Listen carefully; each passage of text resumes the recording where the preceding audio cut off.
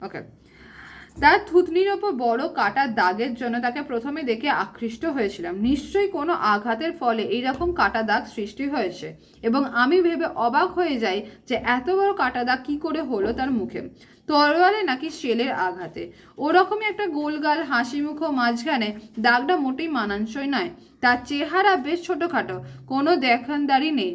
তার নাদুস নুদুস চেহারার মধ্যে মুখের একদম মিল নেই। তার চেহারার তুলনায় বেশি শক্ত সমর্থ একজন মানুষ। আমি তাকেই সর্বদা একটি ম্যারম্যানে ধূসর রঙের স্যুট আর একটা খাকি শার্ট আর একটা টুপি আর একটা প্যান্ট পরতে দেখেছি। প্যান্ট ছাড়া কিছু পরতে দেখিনি। তিনি সর্বদাই অপরিষ্কার বা পরিষ্কারও থাকতো। তিনি প্রতিদিন গুয়েটেমালা শহরের প্যালেস হোটেলে আসেন এবং ককটেল টাইমেতে মদের আসরের সময় একদিন এদিক ওদিক ঘুরে লটারি টিকিট বিক্রি করতেন। এটাই যদি তিনি তার বেঁচে থাকার একমাত্র পেশা হয়, তবে দুঃখের কথা, সন্দেহ নেই যে ওনার টিকিট কেউই কিনতে দেখিনি। তবে কেউ কেউ তাকে মদের অফার করতো, কিন্তু কখনোই সে অফার ফিরিয়ে দিতেন না। তিনি হাসি মুখে টেবিলের থেকে অন্য টেবিলে ধীরে ধীরে ঘুরে বেড়াতেন, স্মিত হাসি হেসে লটারির টিকিটের নাম্বার বলতে, যে টিকিট তার কাছে বিক্রির জন্য ছিল। টেবিলে কেউ কোনো সাড়া না দিলে হাসি মুখে অন্য টেবিলে চলে যেতেন। আমার মনে হয় টিকিট বিক্রি চাইতে মদের আশাতেই তিনি বেশিরভাগ সময়টা এখানে কাটাতেন। একদিন আমি আর খুব পরিচিত প্যালেসের হোটেলে দাঁড়িয়েছিলাম। প্যালেসের হোটেলে ওরা সুন্দর ড্রাই মার্টিনি আমাকে পান করতে দিয়েছিল। সেই সময় দেখলাম সেই লোকটি ঢুকলো। সে আমাদের টেবিলে বারবার করে এসে লটারির নম্বরের কথা জানান দিতে লাগলো। আমার মনে হলো কিন্তু অন্তত 20 বার মাথা নেড়ে না বলেছি, কিন্তু আমার সঙ্গী তার সঙ্গে গল্প জুড়ে দিল। হ্যালো জেন্টলম্যান, কেমন চলছে? খুব খারাপ নয়, ব্যবসা খুব একটা চলছে না, বরং খারাপের দিকেই যেতে পারে। আপনি কি নেবেন, জেনারেল না ব্র্যান্ডি? তিনি পুরো ব্র্যান্ডি খেয়ে গ্লাসটিকে বারবার পেছনের দিকে রাখলেন। তারপর আমাদের পরিচিত দিকে মুখ ঝাঁকিয়ে বললেন, অনেক ধন্যবাদ। তারপর ঘুরে গিয়ে আমাদের পাশে যারা দাঁড়িয়ে ছিলেন তাদেরকে টিকিট অফার করতে লাগলেন। আমি বললাম, কে তোমার বন্ধু? তোমার কপালের দাগটা লোকটা? ওই দাগটা ওর সৌন্দর্যের কোনো বিঘ্ন ঘটাচ্ছে না, তাই কি নয়? উনি নিকাগুরা থেকে বিতাড়িত একজন মানুষ। তিনি একজন দুর্বৃত্ত ও দস্যু। তিনি মানুষ হিসেবে মোটেই খারাপ নয়। আমি তার মাঝে মাঝেই 2-1 পয়সা দিয়ে থাকি। পেসো মানে হচ্ছে মেক্সিকান মুদ্রা। তিনি ছিলেন একজন বিপ্লবী সৈনিক। যদি তার অস্ত্রশস্ত্র ফুরিয়ে না যেত, তবে তাই বর্তমান সরকারের বিপদে ফেলতেন।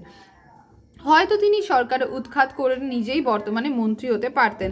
তাহলে তাকে আর গুয়েটেমালা এসে লটারি টিকিট বিক্রি করতে হতো না। তারা তাকে গ্রেফতার করলো, সঙ্গে তার সমস্ত সঙ্গীদের সমর্থককেও। তাকে কোর্ট মার্শাল হলো। এদেশে এগুলোকে লোক দেখানো মাত্র। এই বিচার পর্ব সমাপ্ত হওয়ার পর তাকে ভোরবেলা গুলি করে মারার হুকুম দেওয়া হলো, কিন্তু সম্ভবত গ্রেফতারির সময় বুঝতে পেরেছিল কি হতে চলেছে। সেই সময় রাতে জেল আর 5 জন সঙ্গী পোকার খেলার কাটিয়ে দিলেন। চিপস হিসেবে তারা দেশলাইয়ের ব্যবহার করলেন। তিনি আমাদেরকে বললেন এটা যে একরকম দুর্ভাগ্য তার জীবনে আর কখনো আসেনি। যখন ভোরবেলা আলো ফুটলো, তখন সৈন্যরা সেলের ভেতর ঢুকলো তাদের ধরে নিয়ে যাওয়ার জন্য। ততক্ষণে তিনি পোকার খেলার অনেকবার হেরে গেছেন। তাদেরকে জেলের মধ্যে বাইরে আনা হলো। একটা দেওয়ালে গা ঘেঁষে দাঁড় করানো সবাইকে। তাদেরকে মুখে পরিয়ে দেওয়া হলো ফায়ারিং পার্টি। এক মুহূর্তে নীরবতা। লোকটি ফায়ারিং পার্টির অফিসারকে চেঁচিয়ে বললেন, কেন তাদের মারতে এত দেরি করা হচ্ছে? তখন অফিসার বললেন যে সরকারি সেনাবাহিনীর জেনারেল অফিসার হত্যালীলা চাক্ষুষ করতে চাই, তাই তার আগমনের এক বিলম্ব। তাহলে আমি একটা সিগারেট খেতে পারি? আমার বন্ধু বলল। উনি কখনোই সমাবেত নয়, কিন্তু সিগারেটে ধরানোর সঙ্গে সঙ্গে জেনারেল সাফ ইয়াগো প্রবেশ করলেন, সঙ্গে তার সহকারী এডি। প্রচলিত নিয়মকানুন পালন করা এবং সাংয়াগো সবাইকে প্রশ্ন করলেন মৃত্যু পূর্বে তার কোনো ইচ্ছা করতে চাইছে কিনা। 5 জনের মধ্যে 4 জনই মাথা নাড়ল, কিন্তু ওই বন্ধু বলল, হ্যাঁ, আমি আমার স্ত্রীকে বিদায় জানাতে চাই। জেনারেল বলে, তাই হবে, কোনো আপত্তি নেই। তিনি কোথায়? তিনি জেনারেলের দরজার অপেক্ষা করছেন। তাহলে তো খুবই বিলম্ব নয়, 5 মিনিটেই হয়ে যাবে। এদিকে ওদিকে দাঁড় করিয়ে দেওয়া হলো। 2 জন সৈন্য হেঁটে এসে তাদের পাশে হেঁটে নির্দিষ্ট জায়গায় দাঁড়ালেন। আমার বন্ধুরা। ফায়ারিং স্কোয়াডের অফিসার ইন কমান্ডার জেনারেল সম্মতি দিয়ে হুমকি দিলেন যে তার সঙ্গে 4 জনকে অপরাধীকে মাটিয়ে লুটিয়ে পড়ল। তারা অদ্ভুতভাবে পড়লো, যেন পুতুল নাচের পুতুলের মতো একবার একজনের ওপর উপরে পড়ে গেল। অফিসার তাদের কাছে গেলেন এবং ততক্ষণে জীবিত আছেন কিনা রিভলভার বেরিয়ে গুলি চালিয়ে দিলেন। ইতিমধ্যে আমাদের বন্ধু সিগারেটে ধূমপান শেষ করে শেষের অংশটি ছুঁড়ে ফেলে দিলেন। প্রবেশ পথে তাকে একটু আলোড়ন উঠল। জেলের বাইরে একটি মহিলা দ্রুত এসে দাঁড়ালেন, তার হাত পায়ে বুকে উপর রাখা। এসে তিনি থেমে গেলেন। আমাদের বন্ধুদের দেখেই তিনি প্রয়াত প্রসারিত কাঁদতে কাঁদতে তার দিকে ছুটে গেলেন। জেনারেল বিস্মিত হলেন। মহিলাটি কালো কাপড় পরিধান, মাথায় ওড়না দিয়ে ঢাকা, আর মুখটা ভয়ঙ্কর ফ্যাকাশে। তিনি নেহাতই অল্প বয়সী, পাতলা চেহারার বালিকা। তার চোখ দুটো ছিল আয়ত, কিন্তু তিনি তার চোখে রাগ, ঘৃণা, ভয় নিয়েছিলেন। তিনি সুন্দর দেখতে ছিলেন। তিনি যখন দৌড়ে আসেন, সৈনিকরা তাকে হাঁ করে অবাক হয়ে তার দিকে তাকিয়েছিলেন। বিদ্রোহী বন্ধুরা দু এক পা এগিয়ে তাকে আলিঙ্গন করলেন। তিনি দু হাতে তাকে জড়িয়ে ধরে কাঁদতে লাগলেন। বন্ধুটি তার ঠোঁটে মহিলাকে ঠোঁটে চেপে ধরলেন। ঠিক এই সময় জরাজীর্ণ শার্টের ভেতর থেকে একটা ছুরি বের করলেন। মহিলাটি গলায় বসিয়ে ছুরিটাকে সজোরে বসিয়ে দিলেন। গলার শিরা কেটে রক্তাক্ত হতে লাগলো। তার শার্ট রক্তে ভিজে গেল। তারপরে দুজনে জড়িয়ে ধরে আবার মহিলাকে ঠোঁটে চুম্বন করতে আরম্ভ করলেন। ঘটনাটি এত দ্রুত ঘটলো যে অনেকেই বুঝতে পারলো না যে ঠিক কী ঘটলো। বাকিরা আতঙ্কে আর্তনাদ চিৎকার করে উঠলো।